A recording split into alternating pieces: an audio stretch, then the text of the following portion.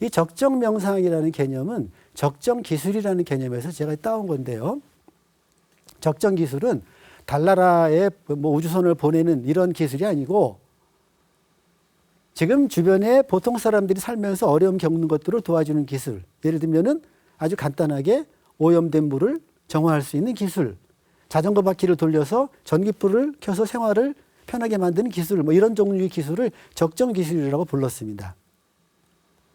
명상도 마찬가지로 명상을 그야말로 주업으로 하고 전문적으로 하시는 그런 전문 명상가들의 명상이 있는가 하면 우리처럼 생업은 계속 하면서 그러면서 명상의 도움을 받고자 하는 그런 사람들이 하는 명상은 좀 구분해도 되지 않을까. 그런 점에서 적정 명상이라는 개념을 제가 붙여봤고 전문적이고 고차원적인 명상이 아니라 일상생활을 건강하고 보람있게 영위하고 개인의 성장에 도움을 주는 그런 수준의 명상을 적정 명상이다. 그래서 누구나 일상에서도 쉽게 할 수 있는 명상, 전문 수행자만 하는 것이 아니라 생활인으로서 할 수 있는 명상들, 또 표현이 좀 이상합니다만은 큰 깨달음 이런 것보다는 일상의 자잘한 깨달음 이런 것들을 통해서 도움을 얻을 수 있는, 그래서 치유와 성장에 도움이 되는 어떤 지혜 통찰 이런 수준은 아니더라도 인식을 전환하고 갖고 있었던 잘못된 관점 같은 것들을 제대로 된 관점으로 바꿔주는 그런 또 편견을 수정해주는 고정관념이 고정관념임을 알고 고정관념의 영향을 좀 덜 받게 되는 이런, 그래서 일상의 삶의 균형을 회복하는 명상 이런 것을 제가 적정 명상이다 이렇게 불러봤고, 실제로 일상적인 명상을 하는 분들이 너무 전문적인 수준의 명상하는 사람들을 하나의 지향점으로 보고 꾸준히 하는 것은 도움이 되겠지만 자칫 그것이 오히려 명상을 삶과 유리되게 만드는 그런 가능성도 충분히 있다고 보고 명상을 좀 편안하게 대하고 좀 쉽게 갖다 쓸 수 있는 그런 태도와 자세로 제가 적정 명상을 말씀을 드렸습니다. 저는 명상이라는 것이 리듬을 회복하고 밸런스, 균형을 회복하는 거다 이렇게 봅니다. 그래서 긴장과 이완의 리듬, 일하는 것과 쉬는 것의 리듬, 또 무엇인가를 문제를 하기를 위해서 하는 그런 삶과 그냥 존재하면서 존재를 알아차리는 그런 삶의 균형. 왜 그러냐면 지금 현대인의 삶, 우리의 삶은 긴장이 지속되는 삶입니다. 끊임없이 일을 하는 삶이고 끊임없이 뭔가를 획득하기 위해서 과제를 풀고 목표를 향해서 전진하는 그런 삶입니다. 그래서 리듬이 깨져 있다, 균형이 깨져 있다고 보는 겁니다. 자, 지구가 태양을 중심으로 돌고 있습니다. 도는데 지구가 스스로 자전하지 않고 돌고 있으면 어떤 일이 벌어졌을까요? 리듬이 없을 겁니다. 근데 지구가 돌기 때문에 밤낮이라는 리듬이 생깁니다. 이 리듬이 생명이거든요. 이게 살짝 뺐다가니 기울어져 있습니다. 그것 때문에 조금 더 복잡한 리듬이 생깁니다. 생리학이나 심리학으로 얘기하면 우리 생체에도 리듬이 있고 그 리듬은 하루의 리듬도 있고 계절의 리듬도 있고 1년의 리듬도 있고 평생의 리듬도 있습니다. 이 리듬이 깨지는 것이 불건강해지는 것입니다.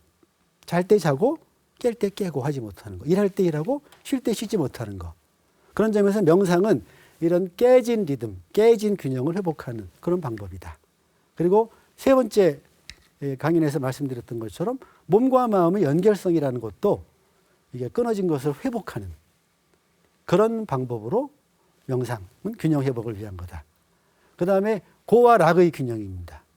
사실 시간 관계상 많은 말씀을 못 드립니다만은 인간이란 존재의 디폴트 모드는 불교에서 얘기하는 고해라는 이야기를 하지 않더라도 심리학적인 관점이나 진화론적인 관점에서만 봐도 디폴트 모드가 불행입니다. 안타깝게도.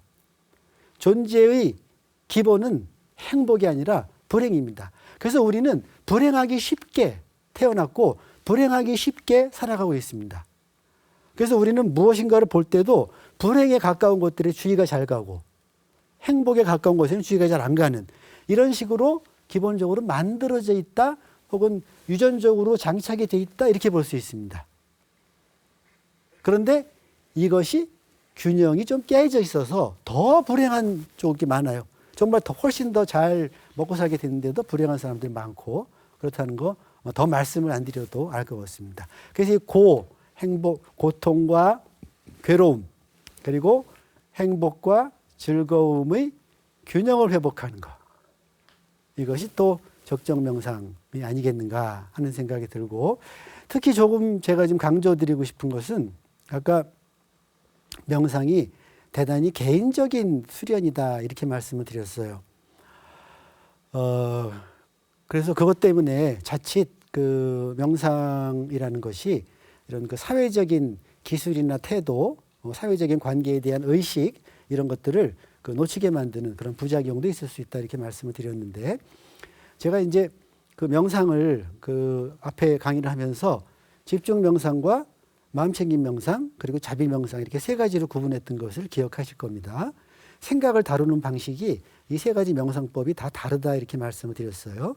그런데 보통 이제 그 불교적인 수련 전통에서는 그 사마타와 윗바사나, 집중 명상과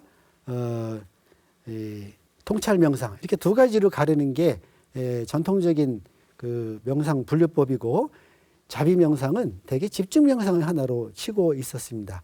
그런데 과학을 하는 심리학자의 관점에서 보면은 자비 명상은 이 집중 명상이나 통찰 명상하고는 완전히 다른 명상입니다.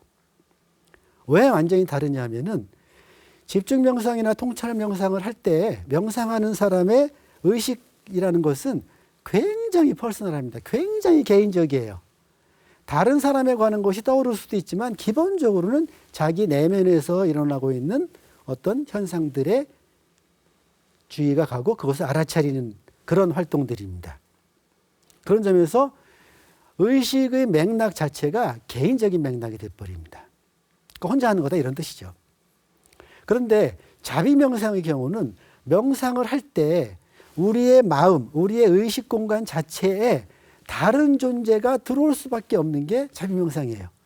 그런 점에서 명상을 하는 우리 심리적 맥락 자체가 개인적인 것이 아니라 사회적인 맥락이 됩니다. 그래서 다른 존재에게 어떤 친절한 생각과 친절한 마음과 친절한 의도 이런 것들을 주고, 또 그의 고통과 괴로움 같은 것들을 내가 대신해 주거나 덜어주고 하는 이런 주고받고 교환하는 사회적인 맥락이 이루어집니다. 그래서 저는 자비 명상은 사회적 명상이다 이렇게 이제 부르고 있는데요.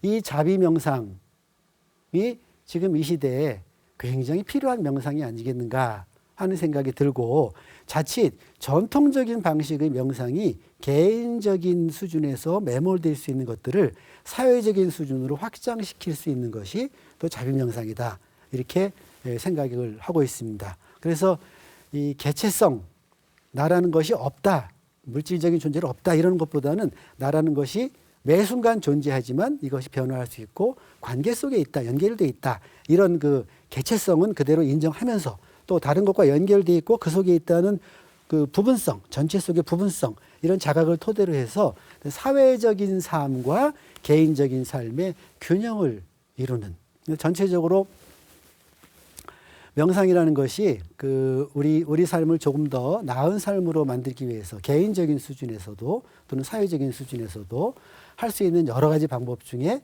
유일한 것이고 그것만으로 되는 것은 아니다 하는 말씀도 드렸고, 또 명상을 우리가 대할 때 너무 그 고매하고 너무 높은 수준의 전문성을 갖춘 그런 수준에서 명상을 다루기보다는 우리가 손쉽게 쓸 수 있는 하나의 생활 양식, 삶의 방식의 하나로 명상을 좀 쉽게 쓰고 그 혜택을 쉽게 누릴 수 있으면 좋겠다 하는 그런 생각에서 그런 관점을 적정 명상이라는 개념으로 설명을 드렸습니다. 그리고 제가 생각하는 적정 명상이라는 것은 뭐 엄청나게 뭐 신과의 합일이라든가 해탈이라든가 이런 것도 좋지만 그런 것들보다는 우리 삶에서 무너져 있는 여러 분야의 그 무너져 있는 균형, 리듬 이런 것들을 회복하기 위한 것으로 볼 수 있겠다 하는 말씀을 중심으로 드렸습니다.